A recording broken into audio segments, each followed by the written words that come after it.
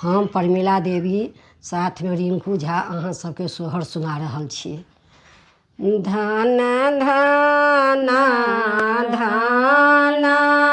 राजा दशरथ धन ही कौशल्या रानी रे ललन रे धन रे अयोध्या के भाग की रामा जी जाना लेला रे ललन रे धन रे कौशल्या जी के भाग की राम जी जाना लेल रे आबथु पुराहित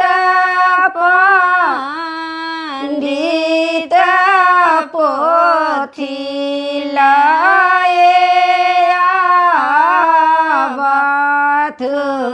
रे ललन रे गुनी दैया बाबुआ के लादना कौन तीर्थ जन्म लेला रे ललन रे गुनी दिया बाबुआ के जन्म कौन तीर्थ जन्म लेला रे नवमी नक्षत्र राम जन्म लेला दीना दीना बढ़त रे ललन रे बारह बरस के राहो बना खंड से बत रे ललन रे बारह बरस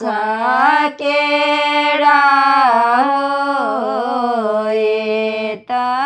बना खंड से बत रे बाजे सुना लानी दशरथ मोना भेला बेकाला रे ललन रे गोरे मुरे ताना लली चादरिया मांडिला गाढ़ सुतल रे ललन रे गोरे मुरे ताना लली चादरिया मांडिला गाढ़ सुतल रे घर सजे बाजलनी कौशल्या रानी सुनु राजा दशरथ रे राजा कहता हो जी कथुरामला छुमान हमारे कहे तनी रे ललना रे कतहु जीव थुरामला छुमान हमारे